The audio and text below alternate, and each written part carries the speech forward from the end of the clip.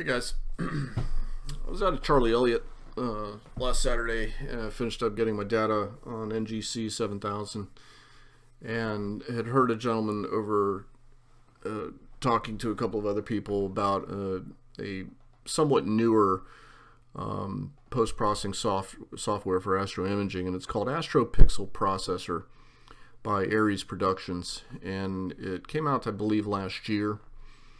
And I thought, what the heck, I'll give it a whirl and see what it's all about. And it does come with a free 30-day trial, so I thought, well, this would be a good opportunity just to check it out and see how it compares to PixInsight, which I've gotten okay imaging or processing out of, but I find it very cumbersome and hard to work with.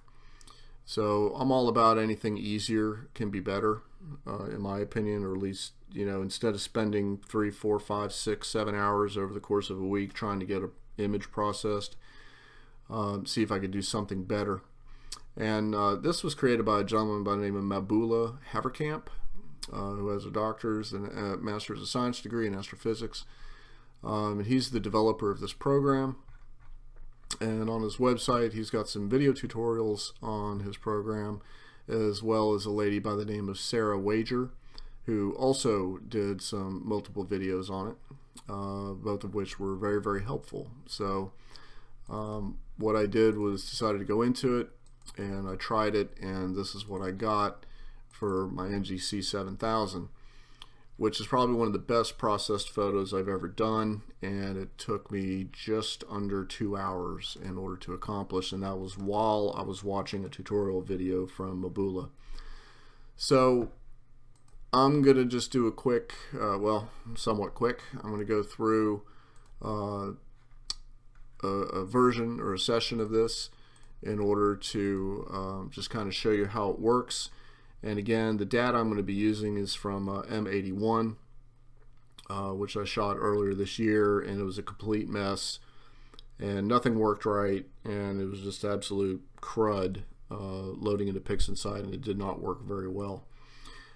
So I actually abandoned it. I said, screw it. But I thought, well, what the heck? Let me try some old data running through this program and see how it works. So that's what we're going to do.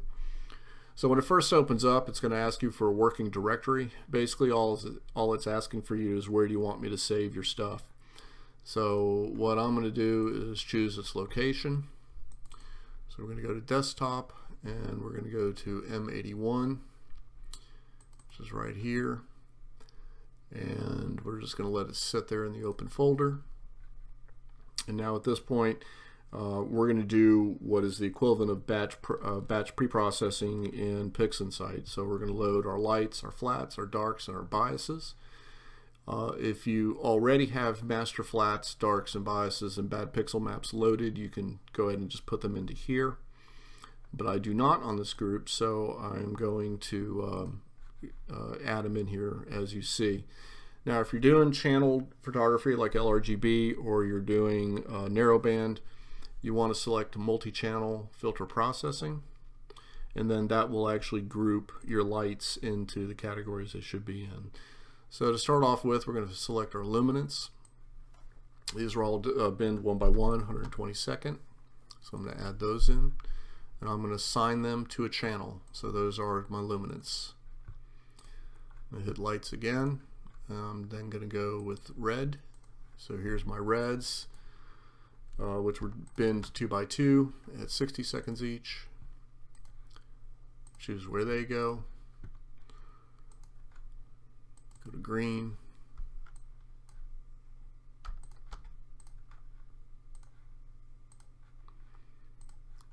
Red, green, and now we have blue. We're going to do blue. Blue.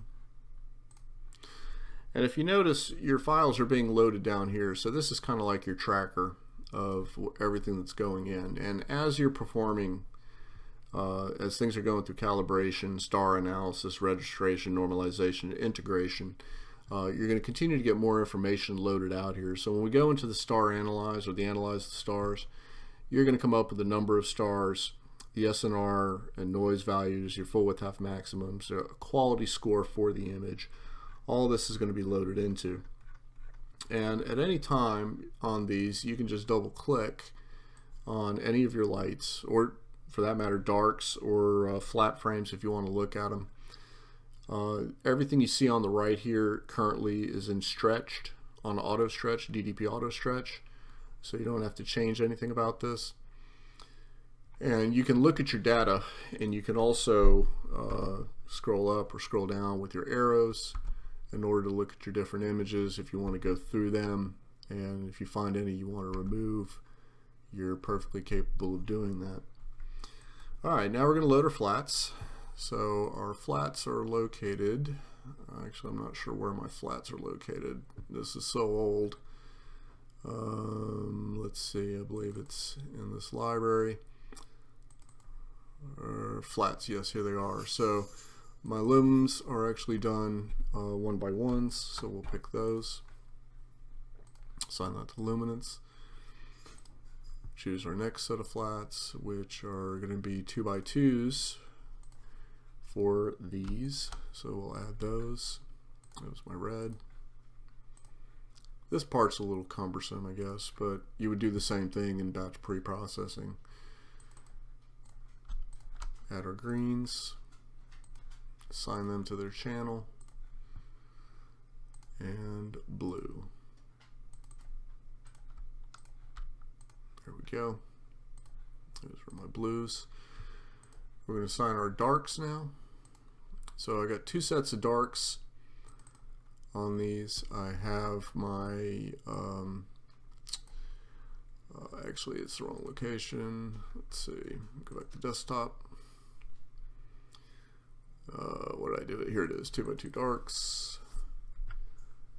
and we have 60-second darks, which I don't have any 120-second ones loaded, so I'm going to choose all channels, so this will apply to everything. And then my biases. So my biases are here, and once again I'm going to assign them to all channels. Okay, so everything is loaded. I have 358 frames loaded, 100 flats, 25 darks, 25 biases. I don't use dark flats. I don't have any masters loaded yet, so I'm not going to worry about that. Under calibration, calibration is not to calibrate against your lights. These are actually to come up with your calibration frames. So this is going to create your master bias, your master darks, your master flats. It's also good to create a bad pixel map, which it does this automatically. You don't have to do this after the fact in PI. You can just click it right there and it's going to automatically create it for you. Under the analyze stars, I'm going to leave all of this set at the standard levels that are preloaded levels. I'm not going to change anything. I am not going to change anything under the registration models, and I'm not going to change anything under normalize. I'm going to leave everything as factory default, and let's just see what it does. So at this point I'm going to go straight to integration. Again, I'm not going to change anything. I'm sure there should be some stuff I should be changing based on the tutorials I was watching, but I just want to see what it's going to do with this batch, because it is really, really terrible stuff. So I'm just going to click integrate, and it's going to start off enrolling. It gives you a running list of what it is doing and what in process. So right now it's going through calibrating, creating the master biases, the darks, and the flats. So we're going to let it run its course and do what it has to do. Covering from left to right side, so what we have over here is basically your workflow. So you have your tabs 1, 2, 3, 4, 5, 6, and then for some reason there's no 7 or 8, it just goes straight to 9. Yeah, okay, that didn't work. I think that was the same problems I was having in the Pixel side as well. So we'll let that run, because I don't believe I ever came up with any master biases for 2 by 2. I don't think. That's the thing about when you're doing binning. Everything has to match your binning. If it doesn't, you're not going to get anywhere. No, nothing's there. So, all right, it's going to be interesting to see what it comes up with. because I never did any 2x2 biases, so I don't know. We'll find out. We'll see how it goes. If it's actually able to do anything with it. Possibly with the bad pixel map it will, but I think you need the biases in order to do that. So we're going to let it run. Anyway, so yeah, so the information you're seeing up here is how hard basically APP is working and how hard your operating system is working at the time while it's doing all this processing. Showed you down here, as information is completed and done, you'll start seeing some identifiers that'll be listed out across here. You'll see like MB, which is master bias, has been applied, and MF, master flat's been applied, MD, master dark, and then BP for bad pixel if that's been applied as well. If you scroll down to the bottom, you'll see where it's starting to complete the actions that it's been assigned. So it's already created a master dark, it's already created a master bias. So we're going to let it run and do its thing. And if we look over here to the right, the screen that you see right here, this little box, is going to be where your histogram will be. When we go to take the data from linear to nonlinear, this is where we'll do it in this section over here. Your B, in this section here, the B point is your black point and W is your white point. Now, since we have it set on DDP and auto, it's going to auto stretch every image that comes up. You don't have to go in and do a quick stretch on it like you would in PI. It does this for you automatically. This right here is basically preset stretches that you can choose from to look at an image. So if you're set on no stretch, then you're not going to have any stretch whatsoever. You'll have the true linear image like it was taken down from the camera or downloaded from the camera. You can use 10% of the stretch from the base, or up to 15%, 20%, or 30%. So typically when you're adjusting the colors, you're probably going to be set up on 30%. Yeah, we know. Keep going. Let's see what you do. I'm interested to see if this actually will do it or not. And the reason why I say that is because if you screw up in PixInsight, you can't go anywhere. It won't let you do anything. You're stuck. You got to try to figure out what's wrong and go forward from there. And so I'm going to be interested to see if it actually is able to process and put this stuff together. This is your stretch. This is your base that you come up from. This is your highlighter screen. This is your saturation threshold. Your I forgot the name of it. Contrast, excuse me. This is your contrast slider, your sharpness, and then your protection for background. These numbers you see on the side, 1, 1, 3, 3. Basically what these are how much or sizes of increments that you can make these adjustments with these sliders. On a 1 to 3, you're making huge adjustments. If you adjust it to 2 to 4 or 3 to 4, the adjustments are smaller. And they actually suggest that you go ahead and set these at very, very small increments so that you don't jack something up that you didn't mean to do. So we'll let that roll like that. Alright, so it looks like we do have master flats created, we do have a master dark created, we do have a master bias created at this point. So we're going to let these roll. I'm going to give myself something to drink and come back. Again, I had like, what, 358 frames, so this is going to take a little while to run. The other night when I was running my NGC data, I had 210 frames, and it wound up taking probably a good, I would say a good 15 minutes, maybe a little bit longer for it to crunch all that data, including the master calibration files. So I'm going to let this run and get something to drink, and I will be back. Alright, so we're back. Not quite sure how much time has elapsed. The clock says 11:19. So I think about 30 minutes or so. Not 100% sure. But I came up with a luminance, a red, a green, and a blue. So if we take a look at them, let's take a luminance first. Hell, it stacked it, that's for sure. I think I was seeing this frame before. I I don't think I ticked it back out again. I think I left it, which is the reason why it's in there. Now, I know sometimes PixInsight will remove some of that stuff, and perhaps there's a setting I haven't used in order to correct for that. I'm sure there is that I didn't tick. I kind of briefly watched the LRGB video on how to do this, so I'm kind of just doing it, you know, on the fly just to see what happens here.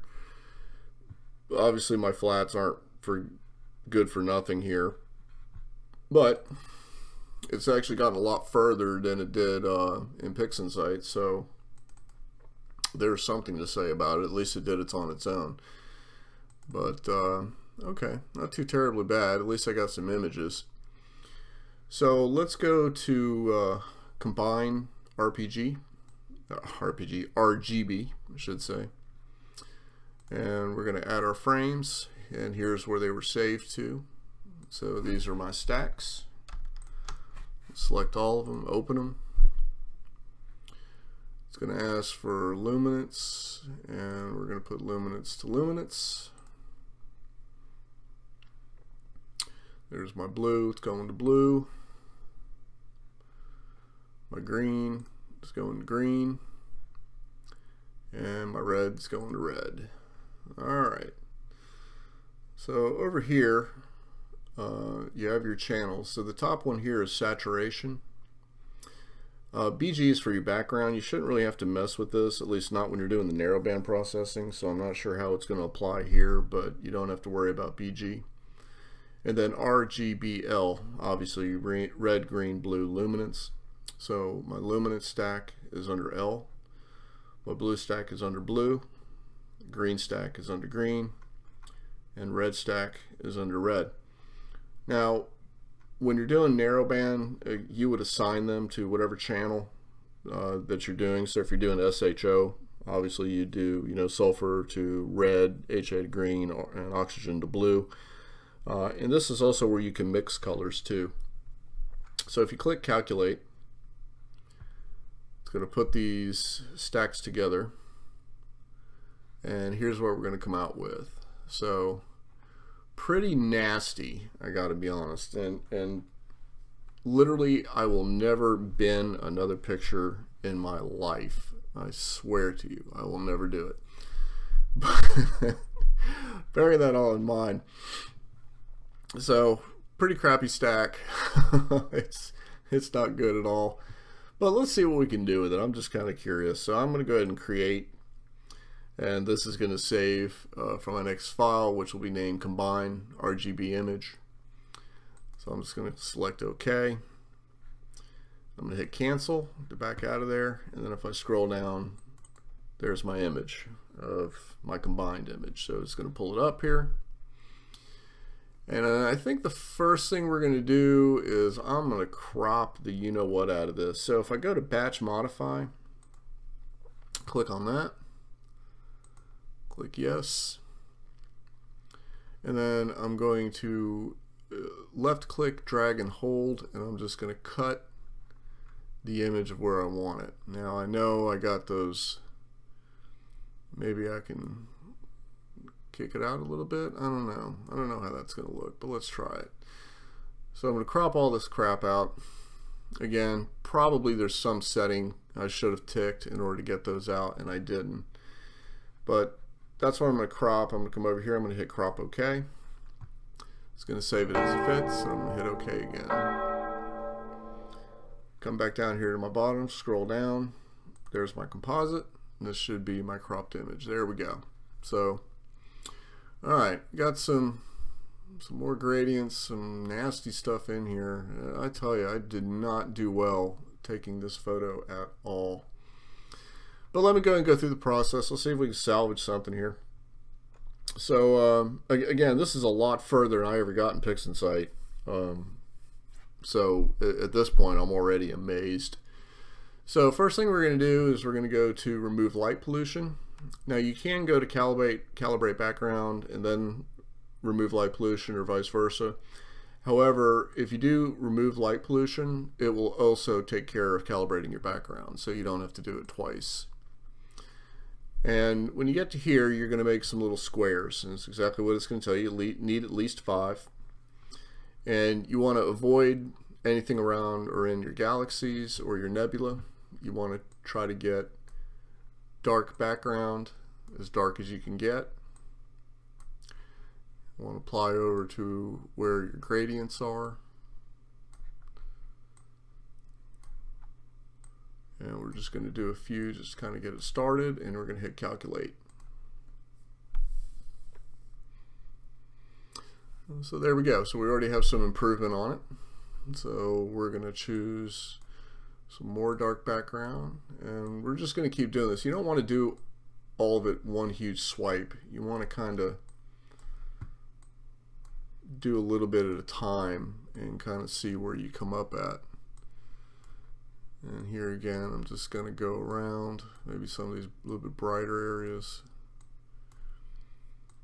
And then we're going to hit calibrate again, or calculate again. There we go. All right, that's looking even a little bit better. So let's just keep going. Let's see how good we can get it. Now, when you get these red squares, basically what it's saying is it's not a good quality choice. And you can eliminate those just by clicking remove red and then kind of go back over the area where they were. Again, I don't want to get too close into my galaxy. I do want to get near it though.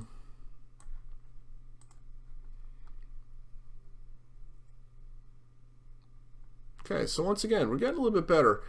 I think there's like a purplish haze right here. So let me move my red boxes again, and then I'm going to kind of go around here because it doesn't look like it's getting it very well.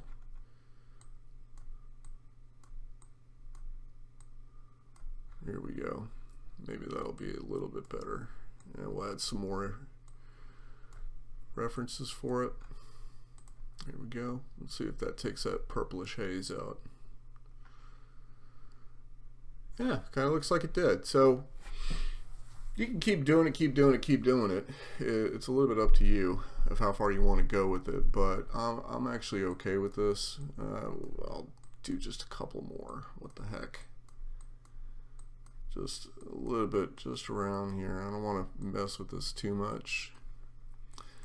But like I said, I'm already miles past where I was in PixInsight. So the fact that I'm even at this point, I'm loving it.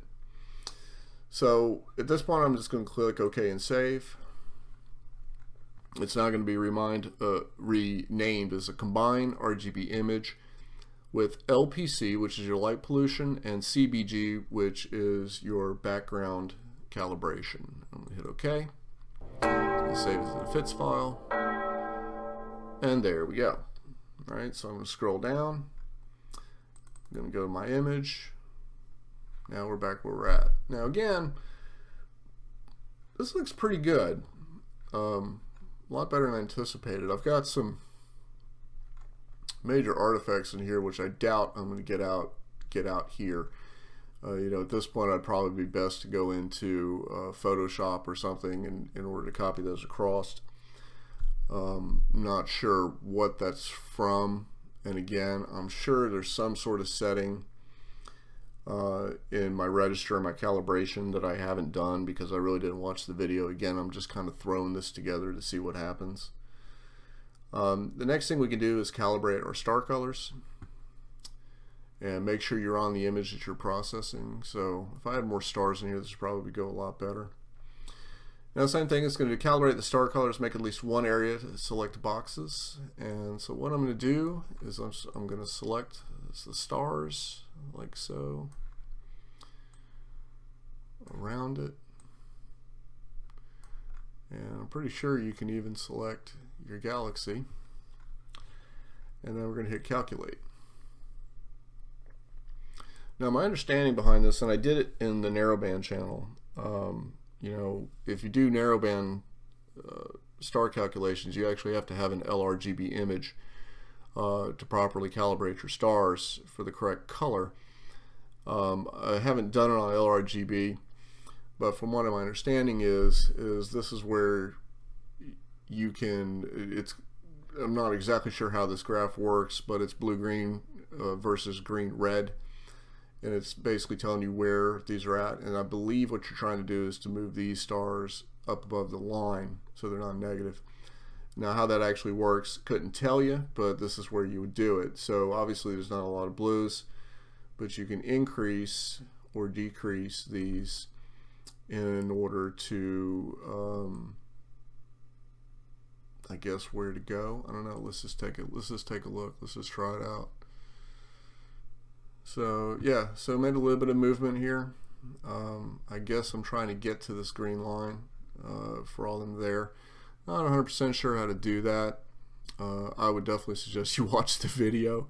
Don't just try to freehand it like I'm doing here, which is hardly nothing. But just to show you that that feature is in there, much like you would have in PixInsight. So if we blow up on it, oh, by the way, to blow up or to come out, left click in is to zoom, right click is to zoom out. So here we are. So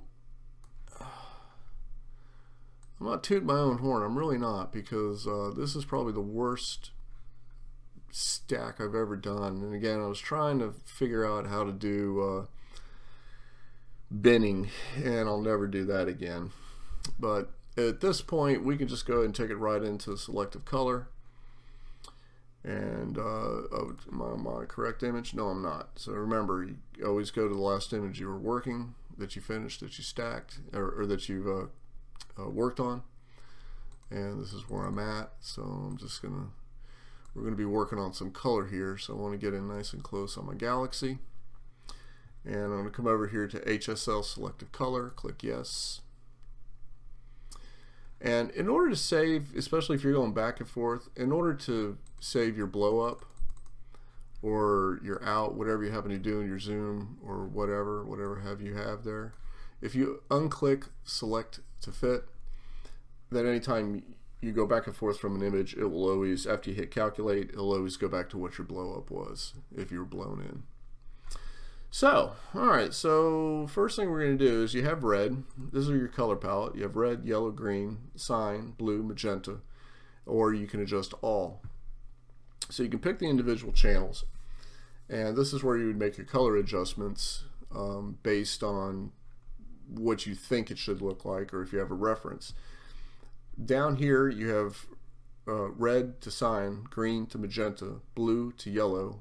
You have your saturation, and you have your luminance. So basically what this means, these are opposites of colors. So the opposite of red is cyan, the opposite of cyan is red. If I want to make the image more red or just concentrate on the images that are red, I'm just going to slide over here to the left.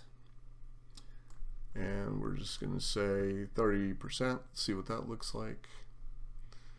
Very subtle. Let's turn on saturation too. There we go. Turn on saturation. And I'm also going to increase the stretch on it just to see what we got. Okay, so we got some red. Let's see if we had a little more red. Let's go up to 40%, calculate. It's very subtle. You're doing subtle changes here. So we got some red in here. All right, let's try, let's do a little bit of green.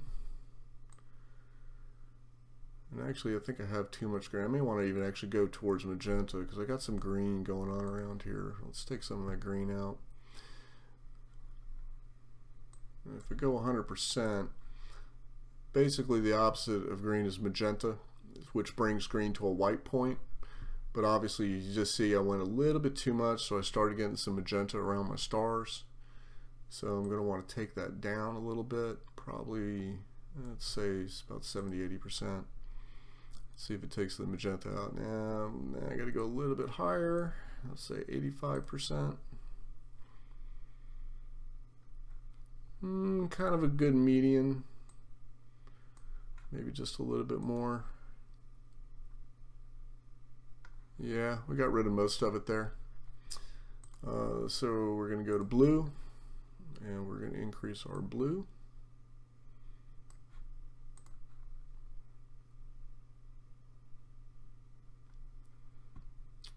lot of blue in there that I'm seeing. I don't know if y'all can see that too. But what I am going to do is I'm going to go back to my red and I'm going to bring my saturation up just a little bit. Calculate. There we go. And again, these are very subtle changes. And part of it's because I've got the saturation lit up on it, and I'm also at a high stretch. So if I went down to a more conservative stretch, here's what we're basically looking at. Okay? So it's little bits and pieces, just little tiny things. And let's go to, I don't think there's any sign in there, but let's just see. Let's see what we got. Not a lot. Let's try on some saturation. A little bit. I think I'm going to increase my red a little bit more too. Let's see what happens there. A little bit better. And let's go back to blue. Increase that.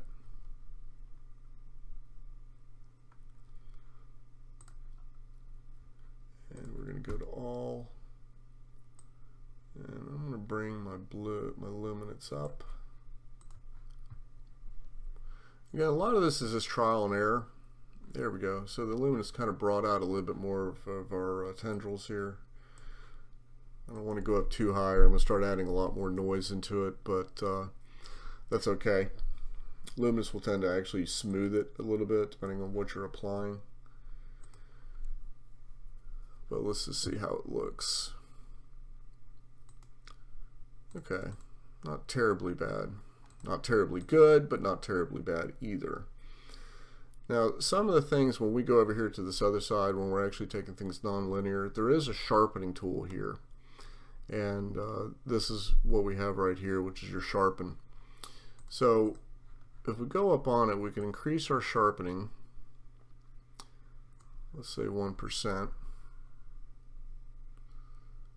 And it's doing a little bit. You want to make sure your protection is on, which is going to protect your background. Yeah, let's come up to about 5. Let's see if that helps it out a little bit. Yeah, kind of, sort of. A little bit. Oh no, yeah, let's try 10. Let's just see what happens. Yeah, there we go. Alright, so I don't know if you just saw this. So we're bringing out some of this interior detail that's here. My background still looks okay. I'm just curious if we go up a heavy sharp, let's see how much it changes it out.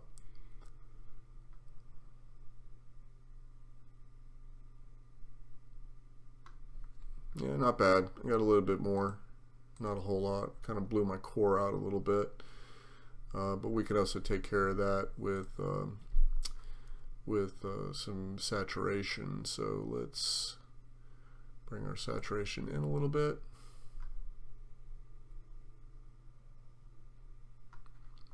Okay. Now let's make sure these are set higher. These are for fine adjustments. The lower the number on your left, the more dramatic the adjustment's going to be, and the higher the number, the more incremental they're going to be. So I'm just going to bring my black point down a little bit. I don't want to clip too much information out of here, but let's just see what we can do.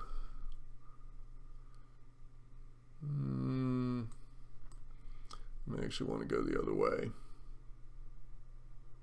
Yeah, let's go the other way. Take a big chunk. Whoop, too much. All right, so let's go back. There we go. And let's do fine adjustments.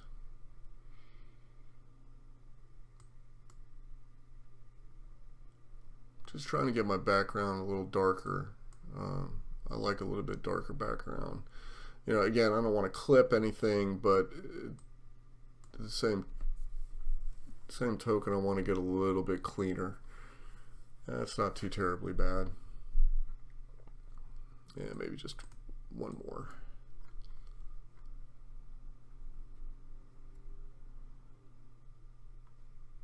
Yeah, okay. Okay, not too terribly bad. Not terribly good, but not terribly bad either. Still got a lot of noise in here. So let's also try bringing up so our HLs are highlights. Let's see what kind of we can do on our highlights. This is very, very subtle, and it says bringing up weaker areas. So if I do an extreme, there we go. Just changing my highlights a little bit. I don't know if I really like that. Let's see what super extreme is. Yeah, it's kind of muting it a little bit. So I'm thinking 20 was about 15, let's say. 15, 14, 17. So instead of trying to figure out numbers and calculations and all that other kind of happy crap, which you have to do in PixInsight, and you've got like 1,000 processes to go through, this to me just is a little bit easier, a little bit more intuitive. I don't know, you can call me crazy, but to me this is just a lot easier because you're just kind of scrolling back and forth trying to figure information out. Saturation looked pretty good. I actually kind of liked my threshold there too. Let's see if I can go down a little bit.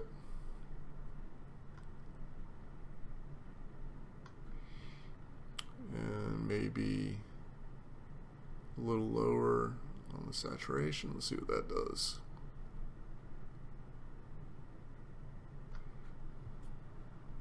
Yeah, not bad. Not too terribly bad. We can check our contrast.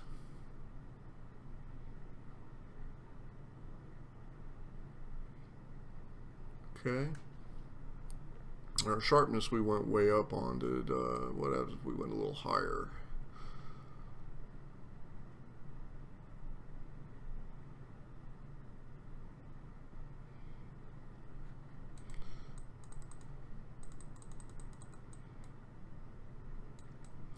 I do got some background color in here that could be taken out a little bit better.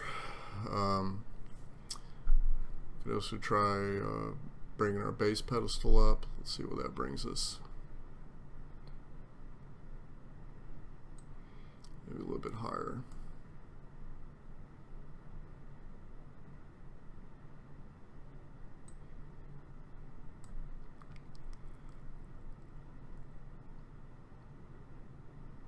And again, I've got these adjusted. Remember, if these are down, these are dramatic changes that you're going to make.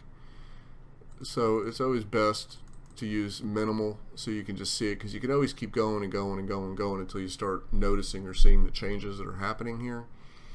But if you make huge jumps, I found it was very difficult to get back to where I was supposed to be. So probably good to do little incremental stuff. If you've got a really good monitor, a high def monitor, you'll be able to see this a lot better, because I'm not sure how well you're able to see it right now, but it's looking better. Again, these little squigglies, I'm not sure where these are coming from or how they got in there, and honestly I've got some hot pixels that are still going on because I had a bad pixel map. If I had the proper information and the correct biases and everything, it would have worked a lot better, but obviously it hasn't. But so that's kind of the rundown. And again, this is some really crap data, just terrible data that I had no business shooting. I honestly have no business using it right now. But even at this point, though, if I could drag this into Photoshop if I wanted to, and try to work on it a little bit more. At this point, I'm just going to apply what we got.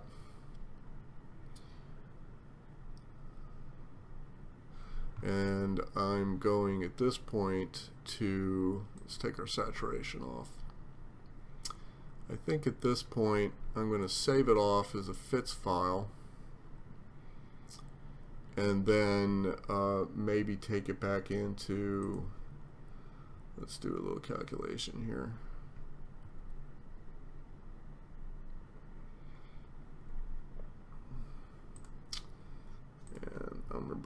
head back up again.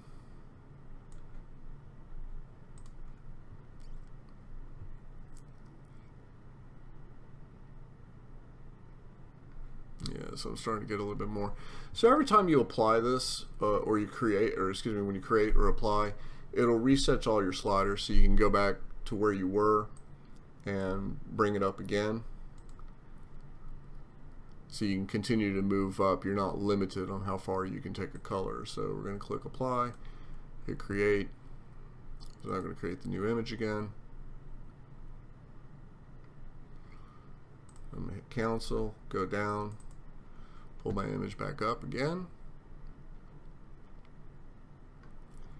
Here we are. Still got fairly good data. I'm going to go back into my selective color again.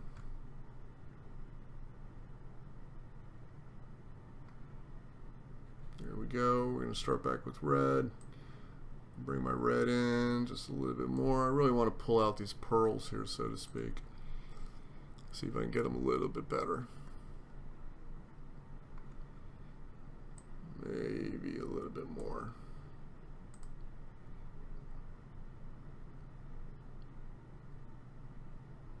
Yeah, you can start seeing, again, there's subtle changes that you're making, subtle movements. And let's increase our blue.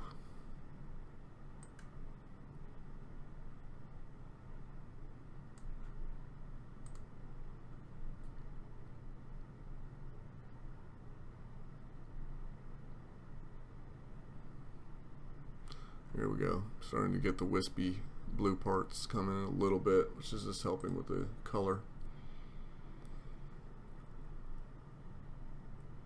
And we're going to click apply, which is going to make the change permanent.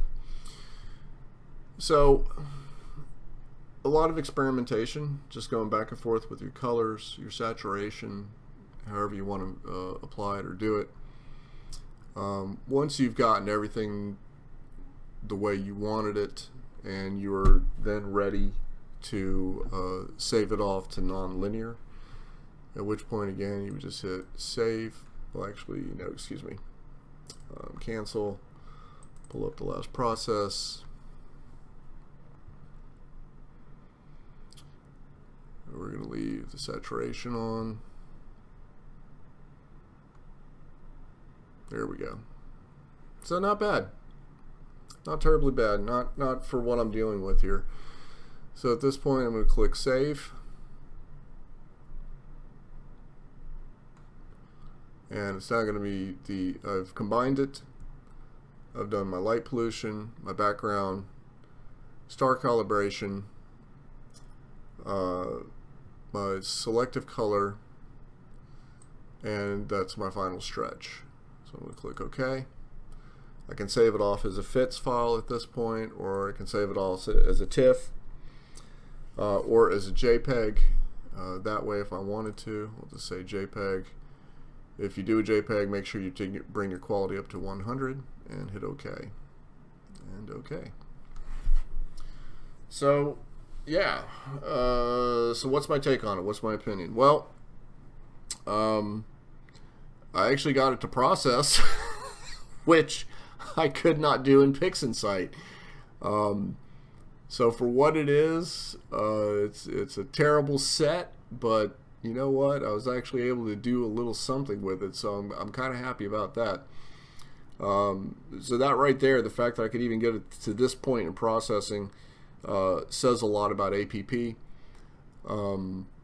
The adjustments and everything on it, definitely would have to watch the videos at least once or twice just to get the hang of it, which I should probably go back and watch the LRGB one a few more times. There's information and settings in order to help reduce your noise even more, which I haven't done on this one. But you know, for spitting it in and spitting it out, I don't know. You be the judge. To me, that's not terribly bad. That's actually pretty good looking. And if we look at it in a JPEG, if I can find what I did with it. No, that's not it. What am I working on? M81, right? Yeah, there it is. So if I look at my JPEG, I don't know, guys, not terribly bad. Could definitely do some help in here, but yeah, I'm all right with it. I think APP is going to be a winner, and they're continuing to do updates and releasing things out. So with that in mind, I can only see it as getting better moving forward. So, you know, based on the image that I did with NGC 7000, which was because I had good data and I had good calibration frames, which made the world of difference. And this galaxy is a prime example of what you can do with bad information, bad data. But with good data, you can get things like this out of APP, which, again, to me, this is a winner. I don't care. I'm calling it a winner, guys. I'm calling it a winner just because I was able to get it to process, and I'm sure with some tweaking and with some changes in settings, I could probably get it even better than this. But that's not too terribly bad. I'm going to be all right with it. All right, so I hope it helped. I will eventually pull some more LRGB data, and then I'll run it properly so you can see this in complete action. At this point, all I would recommend is go ahead and download the free 30-day trial and play with it. With my limited knowledge, that's what I was able to do, and wasn't really even trying that hard. So, all right, hope it helps.